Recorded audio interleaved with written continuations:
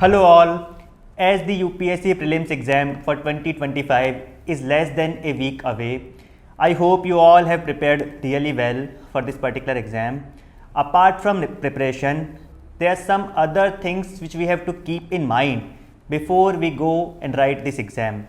So and hence in this session, we are going to discuss some tips which we have to keep in mind during the time of exam. Right? Apart from those who are writing this exam this year, those who will be writing this exam in 2026, for them also we will be discussing how to prepare for UPSC Prelims exam. Right? So let's begin. First, before we discuss the tips to be kept in mind during exam, let's first discuss what are the cutoff marks. Right? How many marks do you need to qualify prelims? So as you can see it here, this is the official result declared by UPSC for prelims exam 2024. So for prelims, if we see that the cutoff for a student of general category was nearly 88 marks. Similarly for EWS it was 86, for OBC again nearly 88 marks and so on. Right? Basically, if you are able to get 88 marks, you will be able to qualify prelims. If we see the cutoff of 2023, for general category students I am talking about, the cutoff was only nearly 76 marks. For EWS it was 68, OBC nearly 75 marks and so on. If we see the cutoff of 2022, you will be finding for general category it was nearly 88-89 marks, for EWS it was nearly 83 marks, for OBC also nearly 88 marks. By looking at the cutoff marks for last 3 years, what we can easily analyze is that we need only 45 to 50% marks, so that we will be very sure that we are going to qualify this exam comfortably. Right? Now let's discuss what shall be kept in mind during exam so that we can get this much of marks, 45 to 50% marks. Right? So the first thing which we have to keep in mind is that what happens is, these days UPSC, what they are doing is they are making the paper bit lengthy.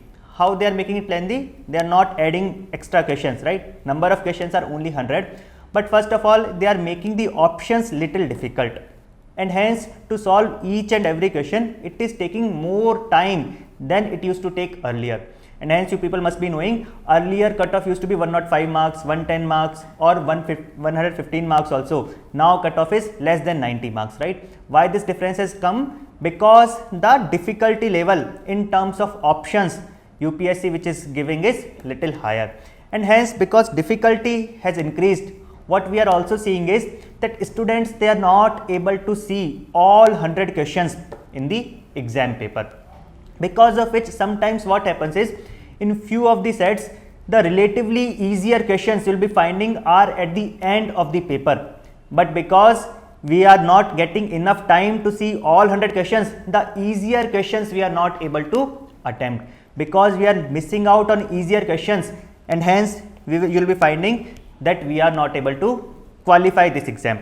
And hence the first suggestion is that at least the areas in which you are more comfortable, you have to find out those areas, those questions, and those questions might be towards the end of the paper, and you have to attempt such questions. You can't miss those questions, right? So go through the complete paper, don't miss some questions in exam. Then the next suggestion is that we have to avoid mistakes in static questions from books.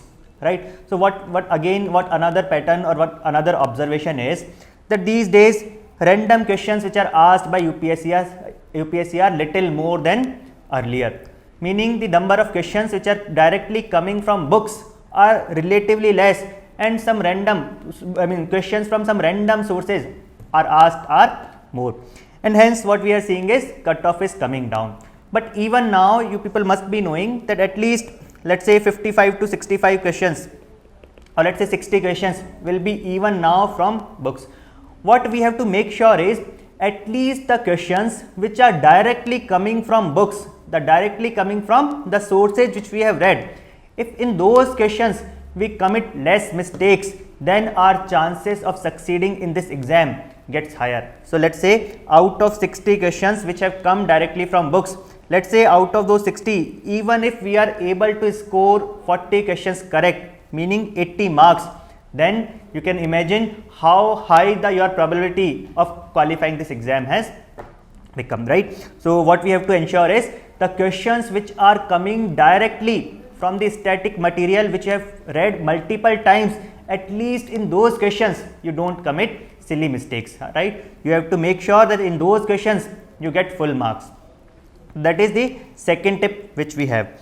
Third thing is, now because the exam is just a week away, you should not take up any new topic. The topic which you have not even touched, now is not the time to start a new topic. It's better now to revise those areas in which, you have some confidence, in which you know that the number of questions or the probability of questions being asked is high, right? So for example, from parliament, you know 1 or 2 questions for sure will be asked by UPSC.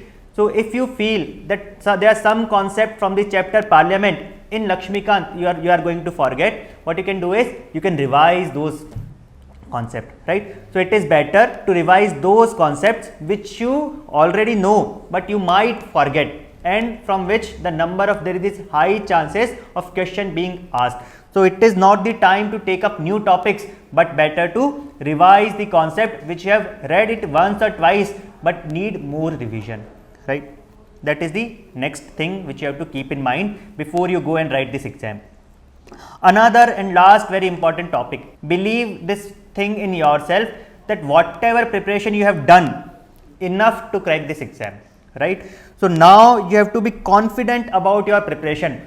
Don't compare yourself with somebody else, that person has read so many books, that person has read this material of this coaching, that person has read that material of that coaching, I have not read that much, right? Now you should not be doing any such comparison. You should be having self-belief that whatever you have read is enough, right? Confidence is the key. The confidence with which you go to the exam hall, the confidence with which you attempt the paper is going to make the difference, right? So now it is not the time to take up new topics. Now it is not the time to discuss with others what all things you have read, what all things I have missed, right? That time has passed. Now you should be confident that whatever I have read is enough to get 45 to 50% marks in this particular exam, and then attempt the paper confidently, attempt or read all, go through all 100 questions, select the easier or doable questions from them, and make sure that in those questions you don't commit much error. If you follow these things during exam, there are very high chances that you will qualify this exam. So all the best for all those who are writing this exam on coming Sunday. Now for those who are going to write this exam in 2026, who are going to prepare for this exam now for the first time, let's discuss some tips for them as well. So firstly, those who are beginner, what they should be first knowing is what is the pattern of the exam. So firstly, understand the need, pattern, cutoff of the exam. So for example, if you are preparing for the prelims 2026, you should be knowing there are 2 papers. One paper is GS paper, another paper is CSAT paper. In GS paper, this is the syllabus. 100 questions will be asked. Each question will be of 2 marks. There will be 1/3 negative marks, right? All such information you should be having first. From which part UPSC asks more questions, from which subject how many questions are asked. Similarly, CSAT, it is also of 200 marks. It is qualifying in nature. You need 1/3 marks to qualify this exam. There will be 80 number of questions. In out of 80, each question will be of 2.5 marks. So such basic information you should be knowing. You should be first knowing the pattern of the exam before you start preparing for the exam, right? Then the next thing, or a very common mistake which is committed by most of the aspirants, is that they don't stick to limited number of source. What they do is they refer to n number of source for one particular subject, and hence in the process they don't even remember things or concepts given in even one source.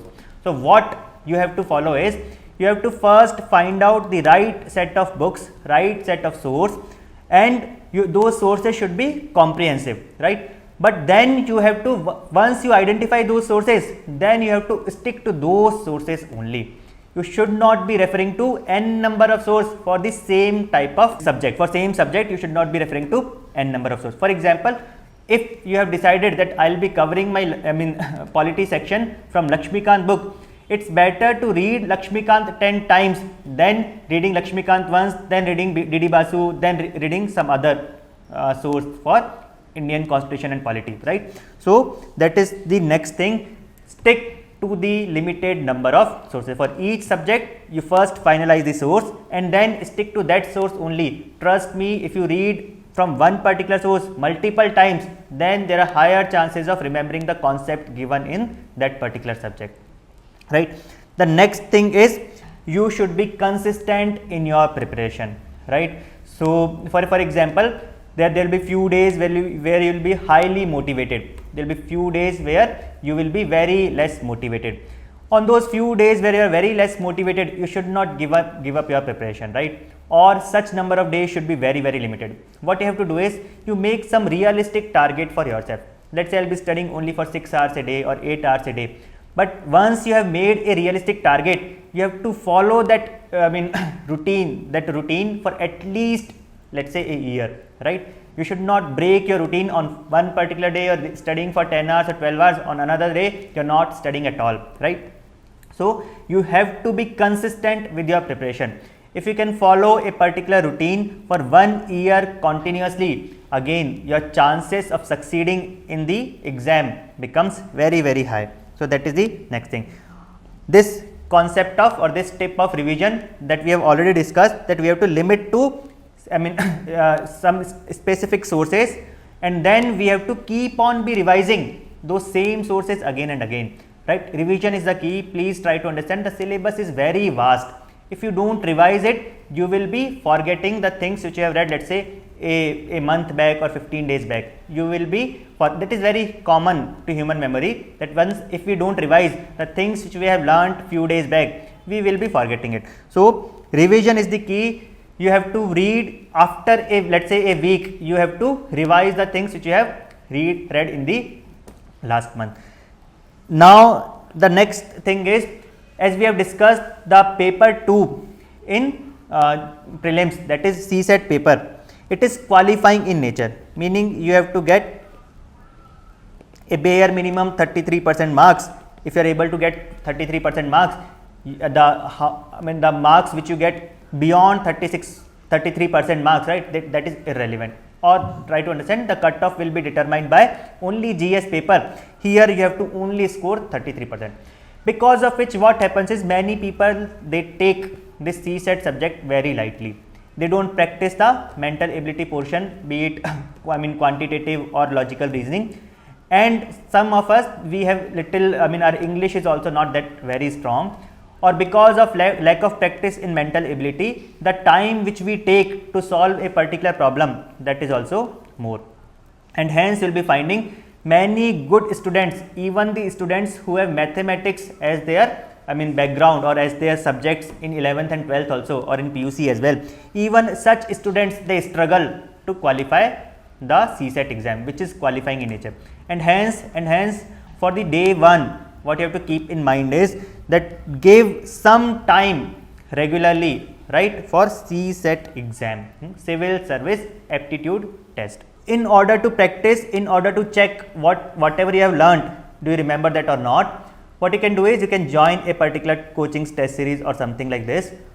But even if you join a test series, don't forget to go through the previous year questions of UPSC, because no coaching can match the level of UPSC. You will be getting the real idea of what kind of questions are asked by UPSC only once you go through the previous year papers of civil service, or UPSC only, right? You should not rely only on coaching test series, right? So coaching test series, you can use them, right, as in in addition to UPSC's previous year paper, but not at the cost of UPSC's PYQs. So it is very essential that the exam which you are approaching, what kind of questions they ask, right? So you have to first get the rough idea what kind of questions UPSC has asked in the past. Accordingly you prepare, right? Then the last concept or last tip which you can include in your preparation journey is that focus on such subject which might give you higher yield. So what happens is there are few subjects which are very lengthy, but the number of questions asked are not that much. Then there are few subjects which are relatively smaller in terms of, let's say, number of pages, but the number of questions which are asked is more. To give you an example, since 2013 what UPSC is doing is UPSC is taking a common prelims exam for both civil services as well as forest services, right? Because for forest service also getting students, or they are qualifying students for mains only from this prelims exam, this common prelims exam. What is happening is since 2013 there are more number of questions from environment subject are asked, right? Now environment and ecology, this subject is not that big as, let's say, subject of history where you have ancient India, medieval India, modern India, or let's say post independence and world history. They are not part of prelims, but still, or let's say art and culture. There are so many things to read in history alone, but the number of questions you'll be finding from environment and ecology are many a times more than history, right? So and hence we have to emphasize more on such subjects where the yield is higher. By reading less number of books, by reading less number of pages, you can go or you can attempt more number of questions. So these are the common things which you have to keep in mind if you are preparing for the exam of 2026. So again, very all the best for those who are writing this exam in 2025. I hope you all succeed. Thank you so much.